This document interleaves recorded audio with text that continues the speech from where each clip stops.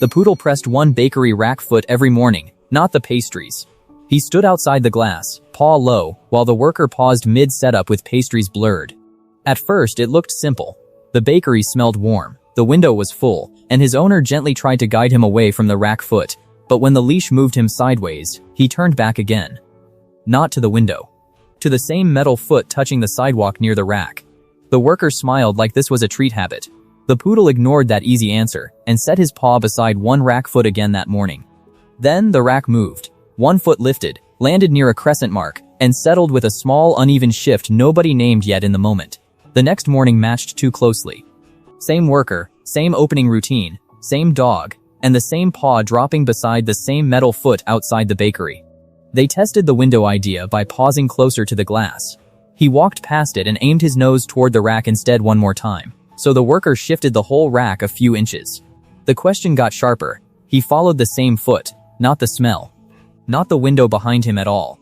The obvious answer still sounded reasonable. Dogs notice bakeries, people assume food, and a paw near a rack can look meaningless during a busy opening shift. And for a moment, that answer worked. The rack was outside, the pastries were inside, and nobody had checked beneath the foot closely enough yet, but one detail did not fit. The other rack feet sat flat, while this one kept meeting that little crescent mark each time it came down. This time, the worker stopped setting up. She crouched, pressed the shelf, watched the foot wobble, and quit looking toward the pastry case for the answer that morning. When she lifted the foot, the crescent mark stopped looking random.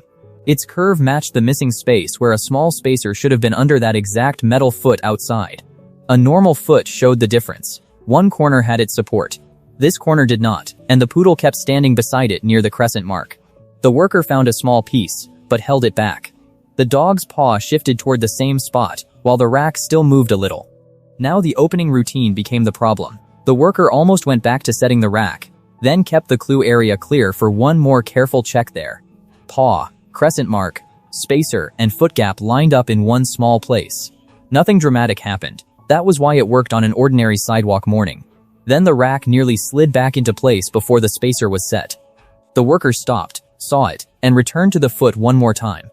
Look back at the first paw press. The crescent mark was already there, tucked beside the foot, half covered by the poodle's careful stance, while everyone watched the pastry window instead. The worker slid the spacer under the foot and lowered the rack. This time, the metal sat flat. The wobble was gone under her hand now. The rack held when she used it again.